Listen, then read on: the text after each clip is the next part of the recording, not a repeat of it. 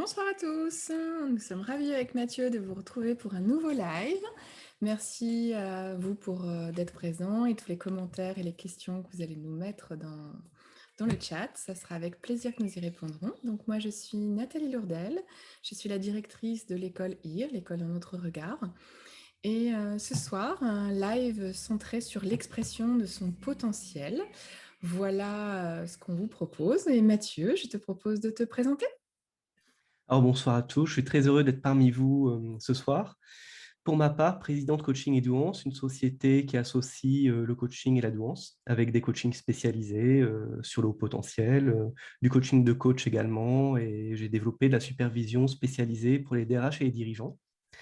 Et j'ai par ailleurs le grand plaisir de faire partie de l'équipe pédagogique de Nathalie, et je suis spécialisé sur la partie HPI. Je Et rebondis sur le lapsus. Je pense que tu fais partie de l'éthique aussi de l'école et de la réflexion sur le positionnement éthique de l'école. Je trouve ça Merci drôle beaucoup. et j'adore. Et je vais avoir le plaisir d'animer avec Nathalie la formation du 15 au 17 juin pour les coachs qui sont au potentiel, pour qu'ils puissent, ça va être le sujet ce soir, trouver les clés de leur succès à leur manière, à eux, sans qu'on leur impose quoi que ce soit, mais pour les soutenir dans leur création de leurs propres clés. Et pour tous les coachs qui ont envie d'accompagner aussi les hauts potentiels, les dirigeants, c'est important peut-être d'exprimer soi-même son potentiel pour accompagner des gens qui expriment le leur. Bon, eh ben, écoutez, merci à tous ceux qui nous mettent des petits messages. On va démarrer. Je te laisse peut-être... Oui, Nathalie, j'avais une question. Hmm. C'est d'après toi, pourquoi certains HP ne déploient pas leur potentiel, qu'ils soient coach ou HP, je dirais classique? Je pense que toi aussi, en tant que coach, tu en rencontres beaucoup, des gens qui sont plein de potentiel, mais qui doutent en fait. Alors, ils peuvent douter de leur potentiel en lui-même, le fameux syndrome de l'imposteur. Il y a aussi pas mal de problèmes de légitimité, de ne pas oser faire les choses. Donc là, c'est lié aussi avec l'estime de soi, mais je trouve ça dommage parce que, en fait, j'ai l'impression de rencontrer plein de personnes, plein de potentiels, mais qui les utilisent pas ou qui les expriment pas. Et c'est peut-être tout le cœur du message ce soir, qui que vous soyez, quel que soit le potentiel que vous avez déjà déployé, regardez sur les côtés s'il n'y a pas d'autres potentiels que vous n'avez pas encore explorés, déployés. Et c'est un peu ce qu'on va essayer de vous partager ce soir. Et je vais vous partager l'étoile que j'ai publiée ce matin. Et on va peut-être échanger autour de ce premier élément. Que dire? Donc, évidemment, la réussite, elle dépend d'être au bon endroit par rapport à ses capacités, son potentiel. Parfois, on est sur le mauvais poste, ou en tout cas, pas là où on a le plus de compétences ou de motivation à agir. Donc, du coup, fatalement, on a plus de mal à exprimer son potentiel quand on fait des choses comme la compta. Si on n'est pas du tout branché chiffres, fatalement, on pourra faire le travail, mais on ne sera pas dans son plein potentiel. Donc déjà, cibler son potentiel, ses envies avec là où on est. Et pour moi, ça ne suffit pas, parce que je vois aussi énormément de personnes qui manquent d'estime d'elles-mêmes ou qui n'ont pas confiance. Et du coup, en coaching, dans l'accompagnement, c'est aussi resituer l'estime de soi au bon endroit.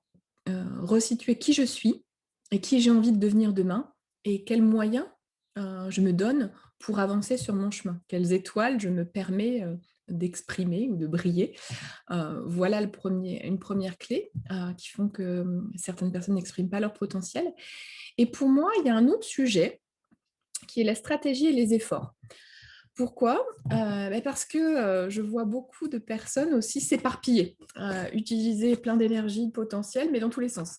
Donc du coup, il y a des efforts, il y a du travail, mais c'est pas coordonné, c'est pas stratégique pour atteindre un objectif. Donc parfois, ce qui est gênant, c'est que du coup, il n'y a pas les résultats qui vont, être à la hauteur de l'énergie du travail mis, parce que c'est dispersé. Et parfois, c'est ce que j'ai mis en haut là sur détermination et persévérance, avec un premier petit échec ou pas le résultat escompté, il y a abandon. C'est peut-être lié à l'estime de soi d'ailleurs. Si je pensais réussir tout de suite et que ça ne marche pas, je vois plein de beaux projets qui n'émergent pas parce qu'il n'y a pas eu suffisamment de persévérance dans la stratégie, dans l'objectif. Donc certains font un coaching à ce moment-là, quand il y a un creux de vague et on se dit: je continue pas». C'est parfois nécessaire finalement d'avoir une forme de soutien et d'encouragement parce que exprimer son potentiel, ça veut dire aussi être au monde, ça veut dire briller, ça veut dire assumer d'être, assumer de briller, assumer de réussir. Et parfois, on peut avoir peur de réussir ou de se montrer dans sa puissance et dans sa réussite. Donc, il y a sûrement plein d'autres raisons, mais en tout cas, pour moi, il y a ces clés-là pour comprendre son rapport à la réussite et au succès. Il y a ces premières clés. Et toi, Mathieu, peut-être je te laisse l'étoile. Selon toi, c'est quoi les clés pour libérer son potentiel? Alors, j'aurais envie de vous proposer une approche ce soir, c'est de redire finalement ce que vient de dire Nathalie, mais séparé en deux dimensions. La dimension de l'univers intérieur, la dimension que j'appellerais la réalité de surface.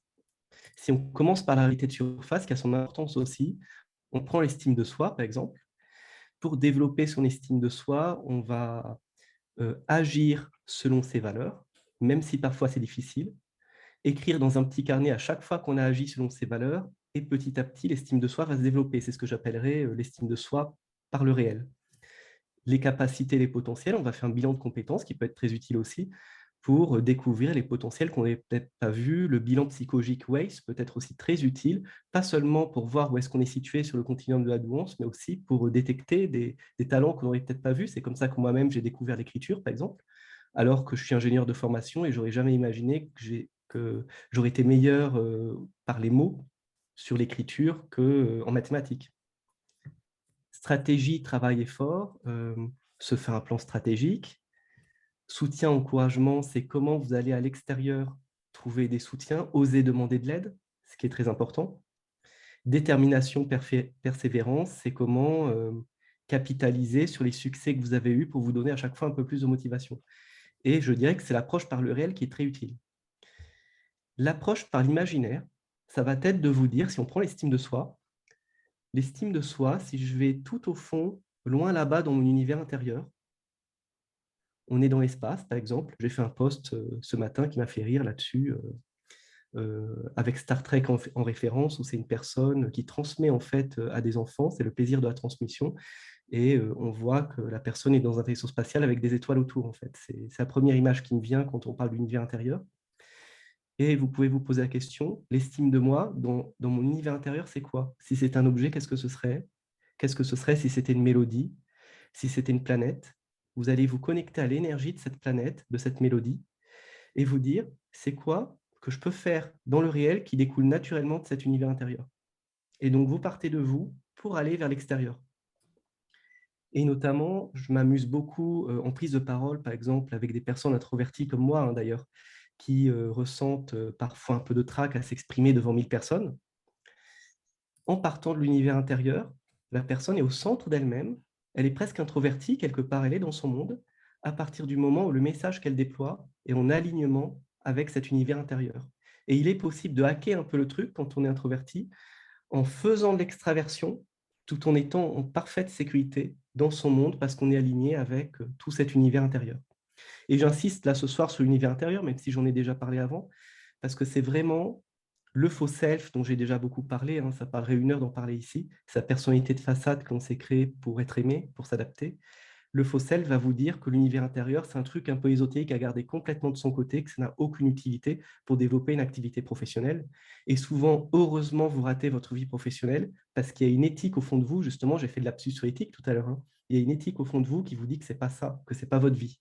Donc, cet échec est déjà une première réussite, vu sous cet angle-là.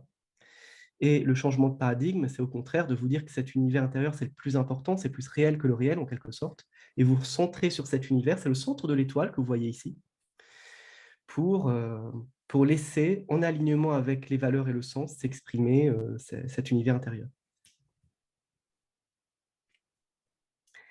Est-ce que Nathalie, tu verrais autre chose? Non, mais comme on a déjà des questions, je te propose qu'on prenne un petit temps pour répondre à vos questions. On est là aussi pour échanger avec vous et je trouve que c'est très important. Il y a Anouar qui nous dit, y a-t-il une limite d'âge pour développer son potentiel? Et je te laisse répondre, après je commenterai ce que David a mis.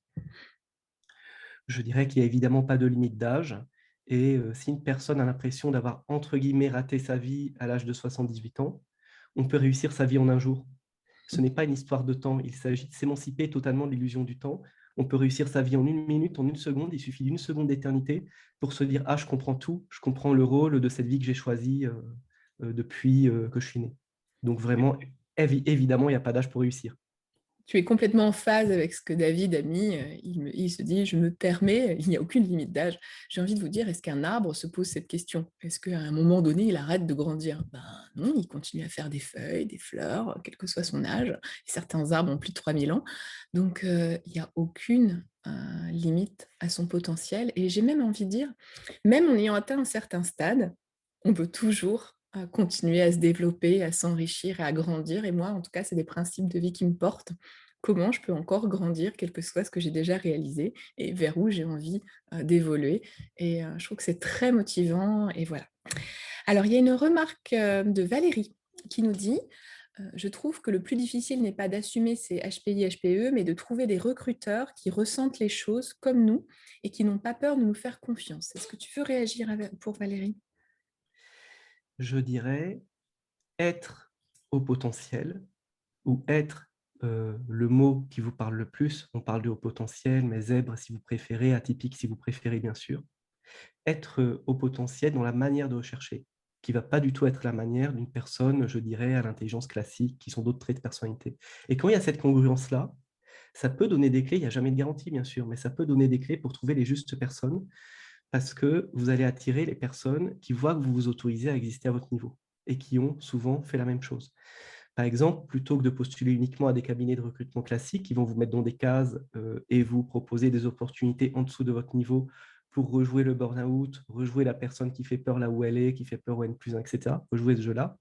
C'est par exemple aller directement à l'autre bout du monde, voir quelqu'un qui vous inspire sur LinkedIn, dont les réalisations vous ont particulièrement inspiré, en écoutant votre intuition et en vous disant que là, il y a quelque chose à créer avec cette personne et peu importe, entrepreneur, salarié, et cetera. C'est se donner cette autorisation-là de créer les opportunités, je dirais pas rechercher, les mots sont importants, de créer ces opportunités en étant en congruence avec votre fulgurance.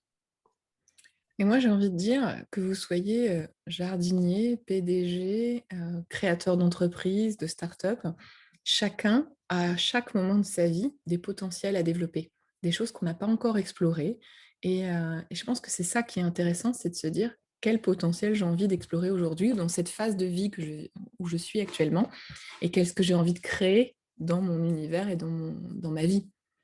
Et je me permets de rebondir, Nathalie, c'est pour ça que je parle d'univers intérieur. C'est que j'ai la croyance, hein, c'est pas démontré scientifiquement, mais c'est une conviction profonde, que quand on se connecte à son univers intérieur, on trouve son océan bleu sur le marché.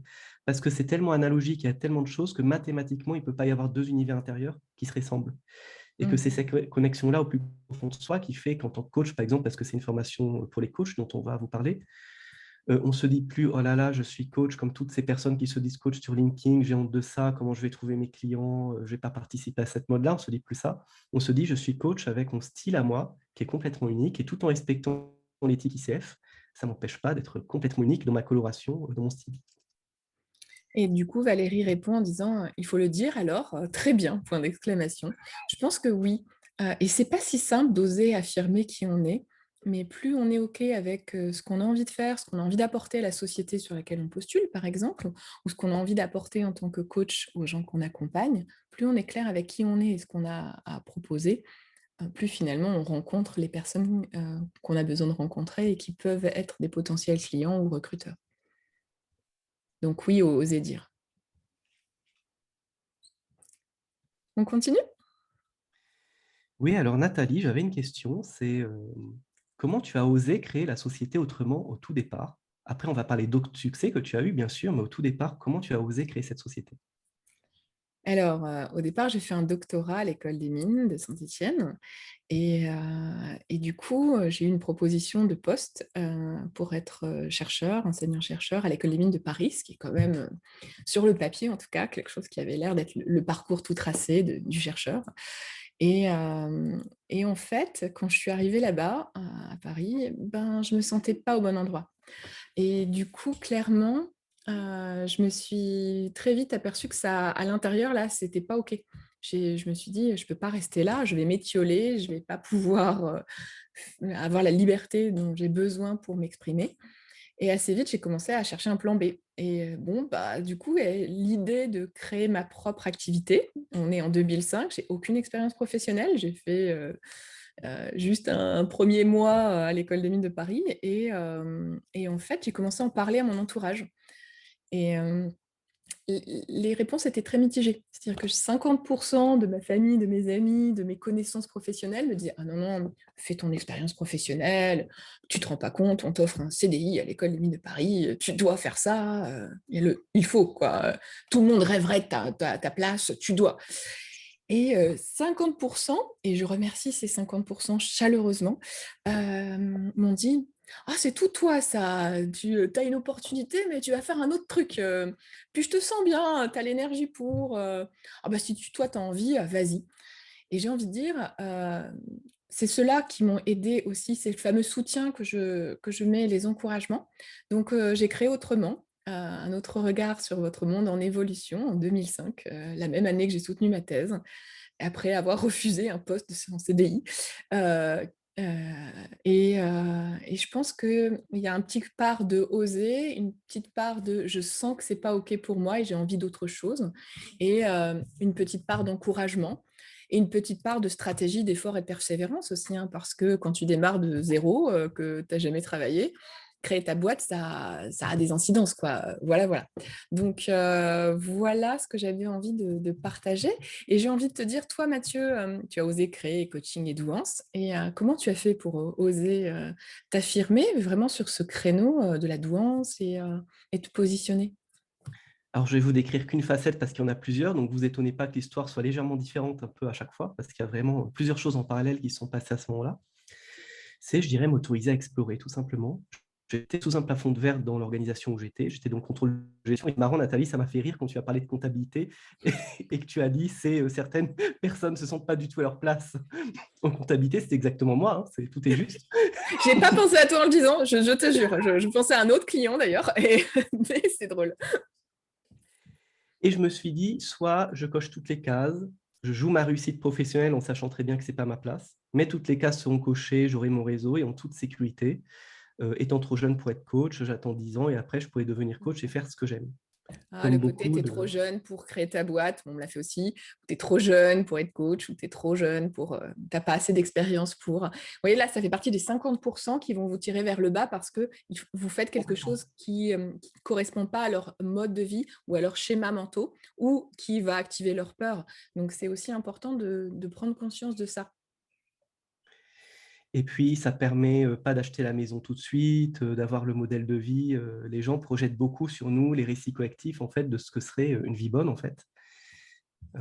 Et je me suis dit, finalement, pourquoi pas hacker et devenir coach directement, en prenant le risque, en me disant c'est un risque énorme, j'arriverai probablement pas à vivre de cette activité, mais du coup, ça rend l'activité très motivante. Et souvent, les hauts potentiels ont besoin de cette motivation. Ils ont besoin que ce soit presque impossible pour y arriver. Et je me suis dit, donc, je m'autorise à explorer. Au début, j'étais contre d'accompagner les hauts potentiels parce que je crois beaucoup en la systémique et je me disais que la systémique pense déjà aux différences de personnalité en amont, qu'il n'y a pas besoin de créer des étiquettes spécifiques. J'étais contre ça. Et c'est quand j'ai accueilli mes clients que j'ai vraiment découvert, sur le tard, entre guillemets, hein, qu'on ne pouvait pas ne pas parler de ce sujet, qui pose des questions éthiques, hein, bien sûr, quand on en parle, mais il y a un rapport bénéfice-risque supérieur d'en parler que de ne pas en parler et de créer un coaching vraiment spécialisé pour cette manière quantitativement différente de voir le monde. Je pense que tu modélises ce que tu as évoqué tout à l'heure quand tu dis, oser exprimer son rêve, son être intérieur et son potentiel intérieur et du coup, bah, tu es arrivé sur le marché du coaching en étant atypique et pleinement toi et du En coup, tu étant as moi-même. attiré, plein de gens qui lisent tes newsletters. D'ailleurs, je vous invite à vous abonner, et qui te suivent sur LinkedIn et depuis longtemps d'ailleurs. Et c'est ça aussi. Il y a une petite remarque de Camille qui lui dit: «Ça me parle beaucoup, merci à tous les 2». Merci Camille. Et Merci. puis, David, j'aimerais te lire la remarque de David. Il fait: «En règle générale, les HP et HPI ont du mal à communiquer, sur leur activité». Est-ce que, tu peux en parler par rapport aux gens que tu accompagnes aussi? Je dirais la première chose qui me vient ce soir, c'est la connexion à l'univers intérieur. notamment, beaucoup de personnes me disent LinkedIn, ça ne me parle pas, tout le monde dit tout et n'importe quoi, et comment je vais vraiment pouvoir montrer qui je suis sur LinkedIn? Ça peut être écrire un premier texte tel qu'il vous vient, en parlant tout simplement de ce qui compte pour vous, de l'univers intérieur. C'est accepter une des clés, hein. Alors la communication, on peut en parler des heures et c'est passionnant. Il y a toute une science, hein, derrière la communication aussi, il convient de se former, de lire sur la communication. Mais je dirais, c'est lâcher un certain perfectionnisme, de vouloir dire le mot juste. C'est accepter que vous direz quelque chose forcément de vrai et de faux à la fois, parce que comme tout est en évolution et que vos mots sont figés dans un texte, forcément, ce sera à la fois un petit peu vrai, un petit peu faux. Mais l'important, c'est pas ça, c'est l'ambiance que vous faites passer à travers vos lignes. Et c'est ça qui va attirer les justes personnes pour vous. C'est complètement lâcher ce perfectionnisme autour de l'écriture. Je parle d'écriture, mais pareil, autour de la présentation publique, etc., pour pouvoir laisser émerger cet univers intérieur. Et c'est plus un acte de lâcher prise qu'un acte d'extraversion. Là, je m'adresse aux introvertis aussi, et même aux personnes qui seraient légèrement Asperger. C'est communiquer en public. Si ça part de l'univers intérieur, ce n'est pas du tout un acte d'extraversion, d'exposition. C'est simplement se laisser traverser par la réussite qui est déjà là, qui ne demande qu'à s'exprimer. J'en profite pour rebondir parce que quand tu as parlé il y a des personnes qui n'utilisent pas LinkedIn.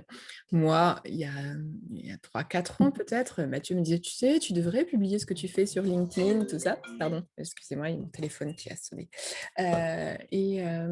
Et je disais, mais Mathieu, bon, c'est un truc pour les introvertis. Moi, je rencontre des gens et du coup, j'ai assez de clients comme ça. Je n'ai pas besoin de réseaux sociaux, tout va bien. Et en fait, ça va aussi avec comment j'ai osé créer IR, puisque finalement, l'école a un autre regard. C'est lié au fait que j'ai commencé à publier sur LinkedIn. Bon, j'avoue que le confinement a aidé, puisque j'avais du temps. Mais je te remercie parce que c'est aussi grâce à toi, à tes encouragements, qui ont fait que du coup, j'ai rencontré d'autres personnes. Et je vous remercie des commentaires sur les Merci. posts, des questionnements, des messages en privé aussi, qui m'ont encouragée à dessiner finalement. Je dessinais mes idées et alors que je ne le faisais pas avant.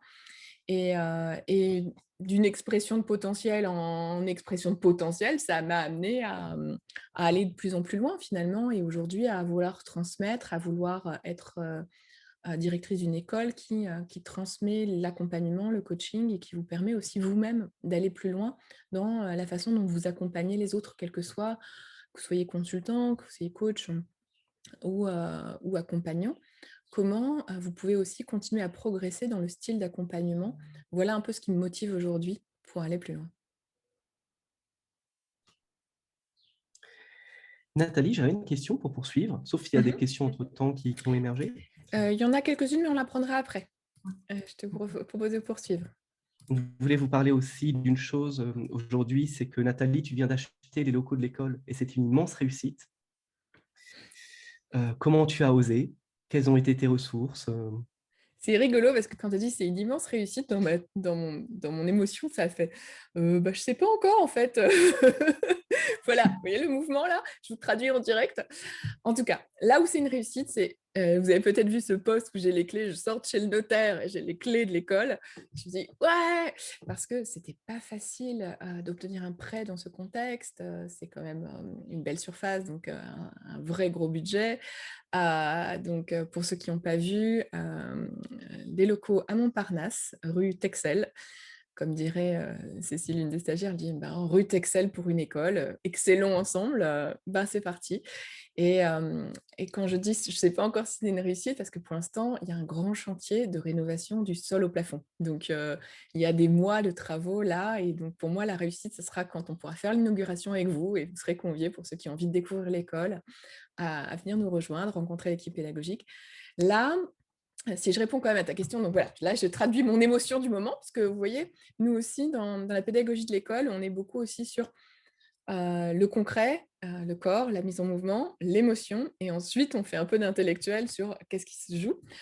Alors, si je regarde un peu l'historique, les clés de réussite, c'est des stratégies, comment je présente le dossier au banquier, comment je m'ajuste et je réitère, parce que j'ai quand même eu un certain nombre de refus, 5 ou 6 refus, et donc comment je persévère, et comment, quand j'en peux plus, je te demande du soutien, ou aux autres membres de l'école, parce que, il y a des moments où quand tu es dans le creux de vague et que tu as plusieurs banquiers qui te disent non, tu fais: «Bon, bah, je vais peut-être pas y arriver là quand même».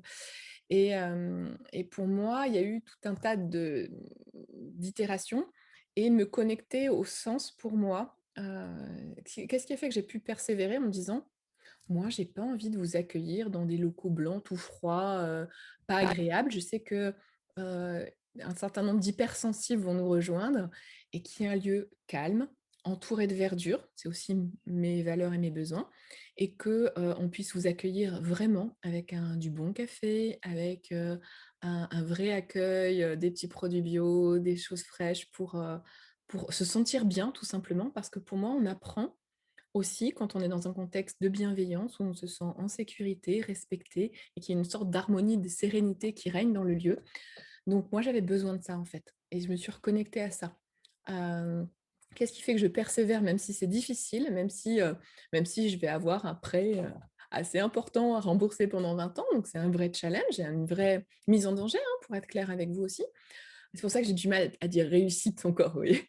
Hem, Parce que, ça veut dire que je mise sur le fait que l'école va marcher, que vous allez venir nous rejoindre et que, grâce à ça, on pourra aller encore plus loin, et qu'on pourra, enfin, ce sera une vraie réussite quand on aura installé ça et que vous serez bien dans ces lieux-là et que je serai bien, et du coup, si je suis dans un endroit où je me sens zen, pour animer, c'est beaucoup plus simple aussi de vous accueillir avec toute l'ouverture nécessaire. Voilà ce qui m'a aidée, j'ai envie de dire, à persévérer et à réussir, en tout cas, à acheter les locaux et à maintenir le cap. Et là, bah, le cap, il est sur, les travaux, l'aménagement, abattre les murs, faire un grand espace open space, agréable pour pouvoir mener les formations. Et du coup, j'ai une question qui a été posée, dans le live, et par Chloé qui nous dit: «Tu peux nous dire, Mathieu, en quoi c'est pertinent pour les coachs de s'inscrire à la formation, HPI dont tu es le responsable pédagogique? Et qu'est-ce que vont apprendre les coachs qui» j'ai envie de dire les accompagnants aussi, hein, les coachs et Oui, accompagnants qui vont s'inscrire à cette formation du 15 au 17 juin? les premiers mots qui me viennent, c'est être coach en vrai self. Dans la relation avec le client, être en vrai self, tout en restant éthique et vivre dans l'ici et maintenant ce que ça peut donner. Être aussi en vrai self, c'est-à-dire en connexion avec son univers intérieur, dans le déploiement de son activité, dans son développement personnel, dans son équilibre de vie. C'est expérimenter ça. C'est pas uniquement apprendre des outils, ajouter une corde à son arc, c'est transformer l'arc lui-même pour qu'il fusionne avec vous, en quelque sorte. Et que vous puissiez, souvent, pour beaucoup de coachs, enfin faire un coaching qui utilise toute la puissance de votre univers intérieur, qui ne soit pas un coaching adapté, qui apprenne par reflet systémique des clients à s'adapter eux-mêmes à leur tour. Je dirais que Mmh. c'est ça le principal apport qu'on cherche avec cette formation. Et Nathalie, tu disais quelque chose de fondamental, c'est accueillir autrement. Et je vais élaborer peut-être 5 minutes sur un sujet. Hein, il y a un ancien paradigme en psychanalyse, il me semble, hein, qui consiste à dire qu'il faut que les gens soient un petit peu frustrés et surtout pas dans le luxe, en fait, surtout pas dans la bienveillance, dans quelque chose qui les respecte, pour pouvoir vraiment se transformer en coaching. Il y a ce vieux truc français, je l'appellerai comme ça, dans le milieu du coaching, qui dit qu'il faut être pas vraiment très bien parce que ce serait du clientélisme sinon. Or, on peut être ultra exigeant envers nos stagiaires, mais avec une grande bienveillance pour qu'ils puissent vraiment être en sécurité dans la relation avec l'autre. On sera extrêmement exigeant là-dessus. Et en même temps, offrir un cadre juste magnifique, qui aussi magnifique que l'univers intérieur de chacun. Et c'est cette notion de, pendant cette formation, vivre, que vous avez le droit d'être bien en tant que haut potentiel et de vous laisser toute la place pour réussir et développer votre activité. C'est déjà, alors il y a plein de choses que je pourrais dire là-dessus, mais c'est les mots qui me viennent là ce soir avec vous. Et en miroir, pour moi, ce que nous, on essaie de refléter aussi, c'est pour vous inspirer à oser. C'est-à-dire que je en démo, ou en pratique, on vous fera des feedbacks en live avec ce qu'on voit, avec notre façon d'accompagner, avec notre style, et vous verrez qu'on est complémentaires parce qu'on va co-animer, cette formation, pendant ces 3 jours. Et pour nous, on vise, d'être, dans des beaux endroits et avec le maximum de puissance, en combinant l'approche de Mathieu et la mienne. On a des angles d'entrée différents, des regards différents, et on fait uniquement des tout petits groupes, 6, 8 personnes, de manière à, avoir une puissance de détail de chacun, pendant ces 3 jours, d'apprendre à voir votre potentiel intérieur et à vous faire des retours, laser qui vous permettent de briller et de vous déployer encore plus. Et là, Nathalie, tu évoques la créativité qui est un élément central de toutes ces formations. La formation HPI, bien sûr, c'est tous les outils qu'on a créés ensemble et que tu as créés, qui vont vraiment libérer un maximum la créativité avec la certitude de ne pas s'ennuyer. Alors, pour employer un terme positif, ce serait d'être vraiment stimulé et de ressortir à la fin de la journée en se disant: «Ah voilà, c'est ça. Être Mmh. coach HPI, c'est ça. Je suis heureux de le vivre pour la première fois». Pour ceux qui me connaissent, moi, je suis assez confrontante. Si je vois quelqu'un avec un masque et que, du coup, ça brille en dessous, mais qu'il se cache, je vais y aller franco. Je vais confronter, heu, en essayant de permettre à la personne elle-même de déposer, ce qui empêche la lumière de passer. Et effectivement, on a une grande sensibilité aussi aux jeux relationnels qui ont pu émerger dans l'enfance, c'est-à-dire la personnalité de façade que l'on se crée pour être aimé, les croyances de façade aussi, et à prendre le temps en méta avec vous de décortiquer tout ça pour faire briller le soleil intérieur. Mmh. Il y a une remarque, David nous dit: «Les bons coachs ont travaillé sur eux-mêmes émotionnellement», en tout cas pour ma part. Est-ce que tu veux parler de ce travail émotionnel que font les coachs, d'après toi? Le travail émotionnel, si je parle, de moi pour commencer, j'ai une psychanalyse spécialisée HPI depuis maintenant plus de 7 ans et que c'est absolument essentiel, que ce soit à travers la psychanalyse ou autre chose d'ailleurs, de faire un vrai travail autour de ses émotions, autour de la place du corps aussi, de la place qu'on va prendre dans l'espace. Parce que les émotions, ça relie Nathalie, à quelque chose, tu me diras si comment dire? À quelque chose de vraiment inconscient. Et on va travailler avec vous, notamment dans cette formation de 3 jours, mais aussi dans les autres formations, aux réflexes, heu, qui vont, se dérouler spontanément. Et c'est sur cette chose très inconsciente qu'on va travailler parce qu'avec le mental, on peut toujours, avec les mots, faire semblant d'être un coach, parfaitement adapté, parfaitement éthique, mais c'est dans les réactions spontanées comme ça, émotionnelles, que l'on va pouvoir voir des choses. Et c'est ça qu'il est essentiel souvent de travailler, en tant que coach, pour dénouer les jeux relationnels passés. Ouais et je rappelle pour ceux qui ne nous connaissent pas encore bien, c'est que la base de l'école, Un autre regard, c'est une pédagogie C3, C-Cube. Corps d'abord, on vous met en atelier, on vous fait, un exercice qui décadre un peu.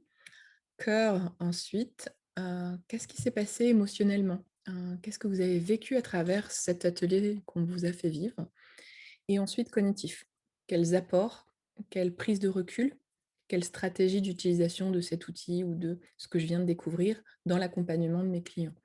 Donc voilà en tout cas ce qui est essentiel pour nous, c'est ne pas arriver avec de l'apport cognitif et vous appliquer, et on regarde ce que ça fait émotionnellement. C'est plutôt l'approche inverse, des autres écoles que j'ai fréquentées en tout cas. Clairement, on souhaite avoir une approche qui retourne la tête à l'envers ou en tout cas qui démarre pas par la tête. Alors il y a une remarque de Patrick, je vais te la lire. Il dit: «Bonjour, plutôt pour ou contre, 2 points, se forcer à se brider dans son activité professionnelle pour ne pas frustrer, faire peur à ses collègues, car étant capable d'assumer et d'assurer dans quasiment tous les postes de la structure?» Point d'interrogation. Je te laisse répondre, il y a un peu de détails, mais je pense que ça suffit à ce que tu puisses répondre à cette, question. Alors pour ou contre se brider? Je connais ta réponse, mais vas-y. Beh, je vais t'étonner peut-être avec ma réponse, je dirais que tout dépend du contexte Oh! et toutes Bon les alors, questions. je vais répondre moi. Non au bridage, non. Soyez vous-même parce que sinon, mais après je te laisse répondre promis. Sinon, c'est comme, un truc qui brûle à l'intérieur ou un poids et vous avez des ressentis physiques qui vont avec ce que vous n'osez pas exprimer à l'extérieur. Donc voilà mon positionnement, mais après je laisse Mathieu qui est beaucoup plus posé que moi et beaucoup plus, vas-y. Alors avec une approche complémentaire, je dirais que dans certains cas très particuliers, une personne qui est avec un conjoint pervers narcissique depuis très longtemps, qui est sous dépendance financière par exemple, qui a pas des revenus financiers qui lui permettent de tout de suite changer, c'est se dire en conscience: «OK, Là, je vais me brider stratégiquement, mais ce n'est pas un vrai bridage parce que c'est au service du long terme d'une stratégie pour déployer ses ailes. Et même si ça prend 5 ans pour les déployer, pour déboucler cette relation avec le PN, c'est au bout de 5 ans, ça permet de se libérer. Donc, dans certaines situations, on n'a pas les moyens financiers et psychiques tout de suite de monter une activité, par exemple, mais ce n'est pas un bridage parce qu'on se dit, c'est en conscience, c'est stratégique, et je fais un petit pas chaque jour pour sortir, pour déboucler l'emprise telle qu'elle soit, d'ailleurs, que ce soit avec un PN ou l'emprise d'autres choses. D'accord, tu es plus posé que moi. Moi, j'ai une réaction plus émotionnelle, hein, je vous l'accorde. On est complémentaires. Au bridage. Mais je reconnais que parfois, c'est... Alors, moi, je vais le reformuler différemment. C'est, pour moi, se brider ou avoir du faux self ou avoir un boulet au pied, comme je le dis souvent, ça prend du temps de se libérer, effectivement. Mais par contre, si on sait qu'on est en train de débrider pour aller vers du mieux, ça fait du bien. En tout cas, c'est de se dire, là, je suis dans cette situation, mais comment je suis en train stratégiquement, comme tu l'as très justement dit, de sortir de ça. Parce que à force d'avoir du poids sur les épaules, il y a un jour, on a mal au dos, on ne se relève plus, quoi. Et si je peux partager avec vous un outil qui est fondamental, c'est l'outil de la congruence. Souvent, les hauts potentiels n'y pensent pas, en fait, et c'est là qu'on a des apports pédagogiques aussi dans le cadre de l'école.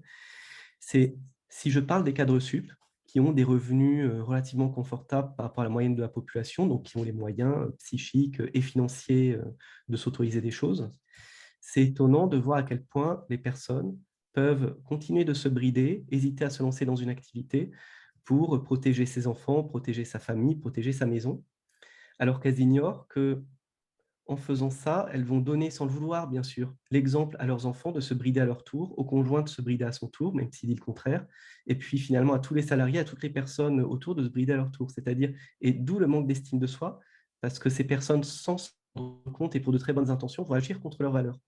Et c'est là où ça peut être juste d'oser et de se dire, OK, il y aura des conséquences financières, OK, il n'y a aucune garantie au fond que le fait de m'autoriser à exister, ça apporte des revenus, soyons clairs là-dessus, mais je serai en accord avec mes valeurs et je modéliserai tout autour de moi le fait qu'on peut dire à un moment non, pour être très poli, et qu'on peut continuer à vivre en accord avec ses valeurs. Je ne sais pas, Nathalie, si ça te Ouais. parle.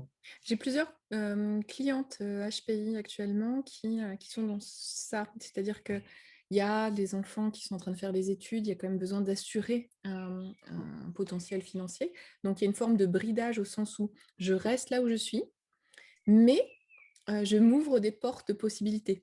Je me forme ou j'imagine la suite dès maintenant, ou je me prépare à la suite, ce qui fait que c'est comme si je m'ouvrais une fenêtre de liberté en sachant que là, je reste pour des raisons et c'est un choix. À partir du moment où c'est pas subi, un bridage subi où je me dis je peux pas dire ça parce que mon patron va mal le prendre, là c'est douloureux ou c'est pénible. À partir du moment où je dis j'ai choisi de rester dans ce poste parce que j'en ai besoin pour la stabilité de ma famille, et voilà, je choisis, donc je le prends très bien puisque c'est un choix.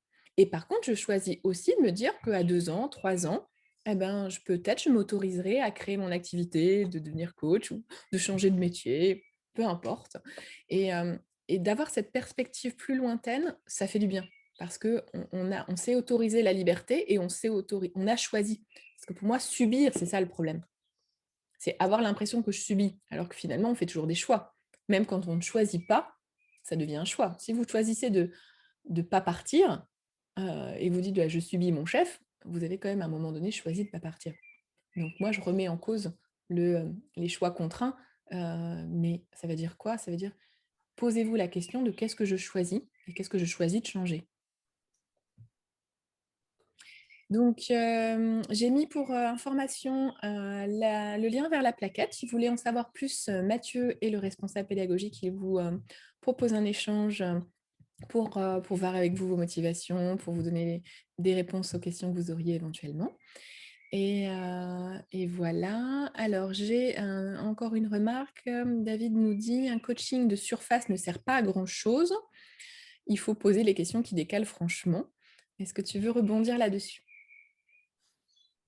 Que notre intention, c'est de vous apprendre justement à, même si vous avez déjà des questions puissantes, à augmenter encore la puissance de ces questions.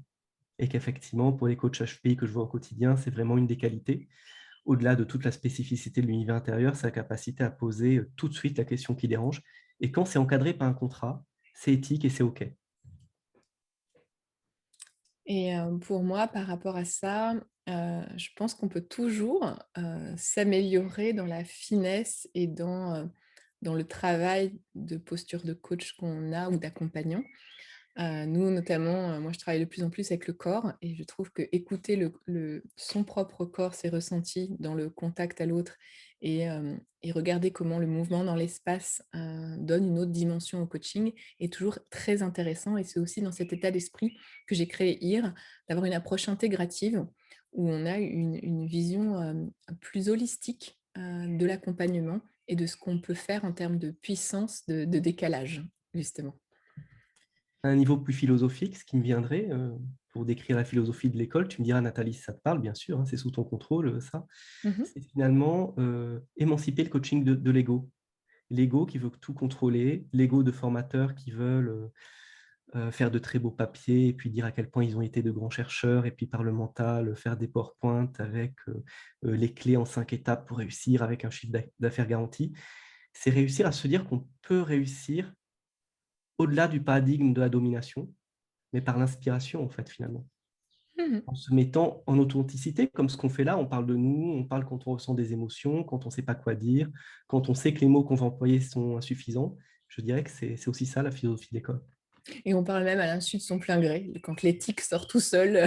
Moi, j'ai trouvé ça très beau et très juste avec qui tu es et ce que tu représentes. Donc, merci à toi. David nous dit tout à fait d'accord et écoute, je suis d'accord avec les Merci éléments beaucoup que à tu lui. as dit.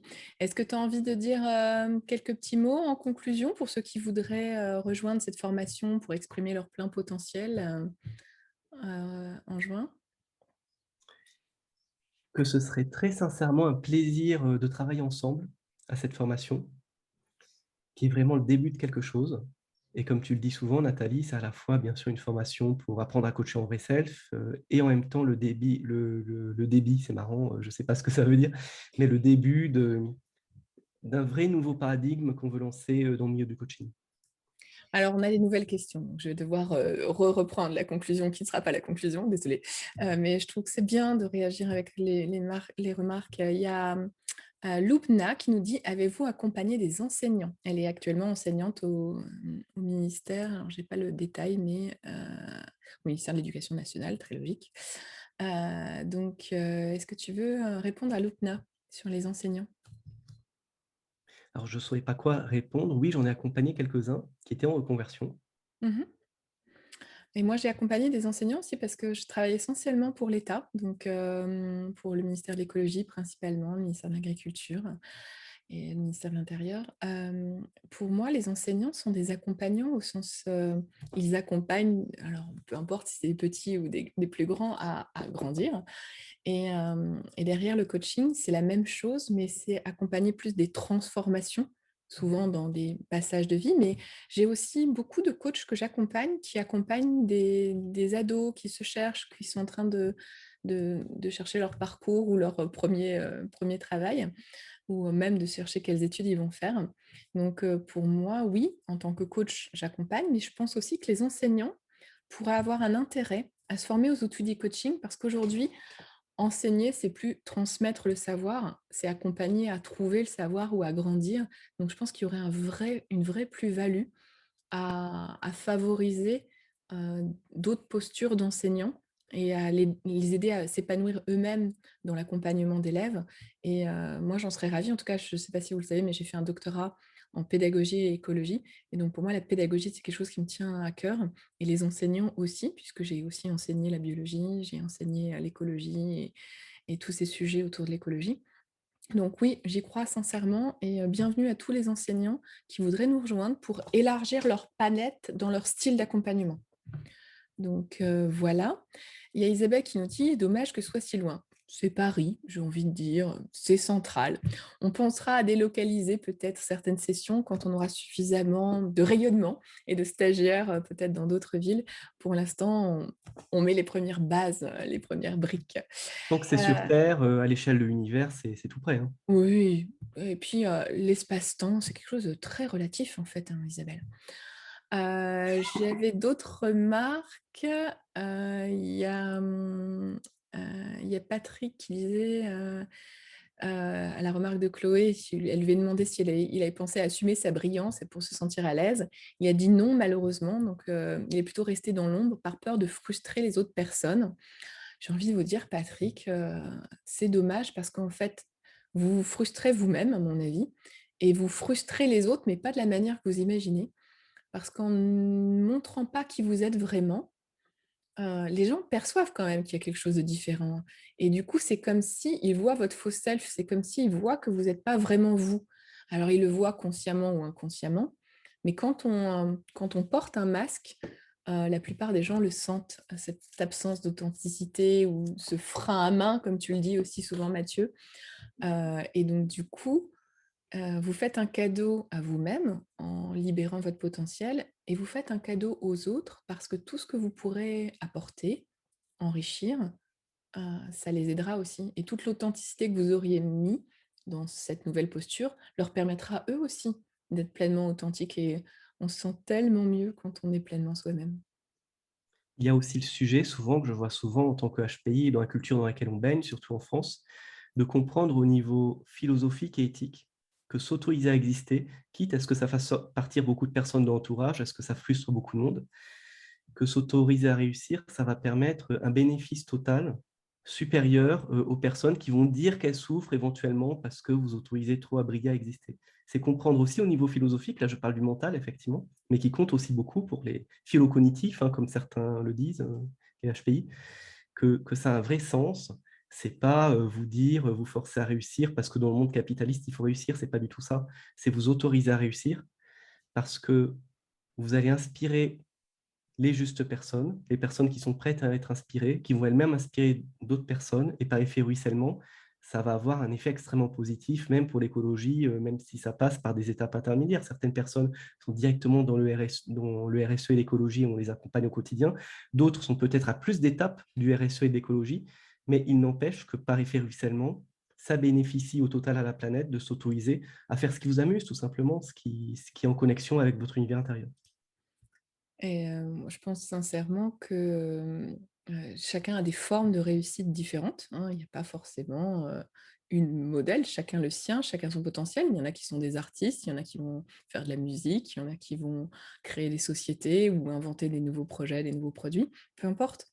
L'essentiel, c'est que vous soyez pleinement vous-même et donc du coup heureux et heureux dans les rencontres que vous avez, dans vos proches aussi, puisque si vous êtes, pleinement vous-même, vous rayonnez, le bien-être, le bonheur et par contamination, j'ai envie de dire, par diffusion, ça renvoie ça aussi à vos proches, à votre famille, à vos enfants si vous en avez. Je trouve que c'est important aussi, de prendre ça en considération et à l'inverse, je comprends aussi la remarque, c'est-à-dire que parfois, oui et ça m'est arrivé dans des phases de croissance, d'évolution, de devoir se séparer de personnes qui vous font des remarques acerbes ou jalouses comme, quand j'ai commencé à écrire, j'avais des petits pics, de mon ex pour être très claire, genre, «Non mais c'est trop sombre ce que tu écris sur l'écologie» ou «Ça va pas» ou «C'est pas possible» ou c'était pour moi plus de la jalousie, qu'autre chose et du coup, quand on se libère de relations qui sont pas adaptées, ça permet de développer son potentiel aussi. Donc ça veut dire qu'il y a parfois, il faut savoir faire des ruptures stratégiques. Ou même des collègues avec qui, quand tu crées un nouveau truc, ils sont toujours en critique. Genre: «Mais, tu es sûr? Créer une école, ou c'est pas un peu trop tôt? Ou c'est pas ci, c'est pas là?» et quand vous voyez qu'il y a que il y a pas d'encouragement, il y a que des agressions, je vais le dire comme ça, ou que des phrases qui sont, de l'ordre de la jalousie directe ou indirecte, il y a des fois, il faut savoir couper des relations et vraiment, c'est ça qui permet d'exprimer son plein potentiel aussi. C'est de se lier à des gens qui vont être soutiens, qui vont être, positifs ou encourageants et arrêter des relations qui vous tirent vers le bas, vraiment. Pour moi, ça fait aussi, je pourrais le rajouter sur l'étoile, aussi partie de exprimer son plein potentiel, ça veut dire être entouré de gens qui ont envie de vous voir tel que vous êtes et qui vous accueillent dans votre authenticité. Et là, c'est un des éléments dont on parle souvent, Nathalie, qui est central dans le faux self du haut potentiel, c'est, j'ai pas le droit de choisir les personnes avec qui je suis bien parce que ça a été appris depuis l'enfance. Je suis là pour m'adapter, je dois donner le change, et je dois veiller aux micro-signes de l'autre, espionner les micro-signes de l'autre pour répondre tout de suite à son besoin, pour maintenir la relation à tout prix. Mmh. Et c'est Christelle Petit-Colin qui écrivait ça, il me semble, j'espère ne pas être dans l'erreur en disant ça, mais c'est son livre qui m'a beaucoup inspiré, notamment sur le lien entre le HPI et les pervers narcissiques et comment, s'émanciper de la relation perverse narcissique. C'est, réussir à se dire qu'aujourd'hui, en tant qu'adulte, on va survivre en se séparant d'une relation toxique, que c'est plus comme pendant l'enfance où, c'était une question de survie au niveau inconscient. Mmh. Et pour moi, si vous avez un nouveau projet, quel qu'il soit, on a beaucoup parlé de ça aussi avec le syndrome du grand coquelicot. Vous avez envie de déployer un projet, peu importe, j'ai envie de dire créer une activité. Allez, vous avez envie de sortir, j'ai accompagné des gens qui étaient fonctionnaires et qui vont créer leur activité. OK, donc vous voulez fleurir autrement que votre entourage. Ils vous connaissent, comme petit coquelicot et d'un seul coup, vous allez sortir du lot. Tous ceux qui vont vous flinguer, vous dire: «Mais c'est pas possible, tu as pensé aux risques pour ta famille et tout ça», et qui vont être que dans la critique. Je dis pas qu'ils ont pas le droit d'émettre des doutes. Je dis que s'ils sont que dans la critique et dans, «Tu as pas le droit, tu peux pas, il faut, tu dois pas», et beh, prenez de la distance et écoutez les autres aussi parce que regardez dans votre entourage, il y aura peut-être des gens qui vont vous questionner: «Mais, tu as commencé à avoir un projet, et comment tu vas structurer ça? Et comment tu vas gagner de l'argent?» Et là, c'est une question qui s'intéresse vraiment au fond du projet et c'est quoi l'idée novatrice ou, comment tu vas t'y prendre? Est-ce que tu as besoin de locaux? Comment tu vas faire? Donc ça, c'est des questions d'ouverture, d'intérêt pour vous et votre projet et les critiques, bah, dites-vous que c'est pas constructif, que c'est, pour peut-être pour vous empêcher de fleurir à votre niveau. Donc, comment vous détectez ça et comment vous êtes pleinement vous-même? Donc là, il faut une bonne estime de soi, hein, pour se dire: «J'accepte, j'assume qu'il y a des gens qui vont me critiquer et je continue quand même parce qu'au cœur de moi, je sais que c'est juste et c'est ça dont j'ai envie». C'est à la limite vous dire en rigolant, avec un soupçon de cynisme constructif, je dirais, plus on vous critique pour votre réussite, plus ça vous fait plaisir et plus vous réussissez encore plus et plus vous rayonnez. C'est ça peut être se dire ça. OK, à toi le mot de la fin.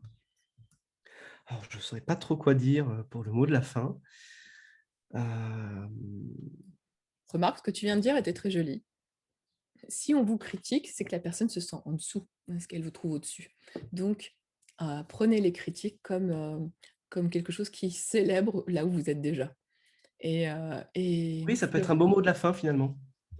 Y compris sur les réseaux sociaux, pour beaucoup d'entre vous qui ont peur de se lancer parce qu'il y aurait des haters, des critiques, c'est, quand vous allez commencer à avoir quelques critiques de gens qui vont vous dire: «C'est pas scientifique, ce que vous dites, mais pour qui vous vous prenez?» Qui appuient sur tout ce que le faux self pourrait, sur tout ce qui pourrait vous toucher si vous étiez encore en faux self. C'est en rigoler parce que ça veut dire que vous devenez une star petit à petit et que c'est simplement, des jaloux qui s'expriment. on vous souhaite une très belle soirée. Belle À soirée à vous bientôt pour tous. de nouveaux lives. Vous pouvez aussi retrouver donc la newsletter, de Mathieu, la newsletter de l'école IR en vous abonnant sur la page, donc sur autrement.com, autrement.com et tous nos lives sur la chaîne YouTube, que vous pourrez retrouver également sur le site internet. À bientôt. À bientôt.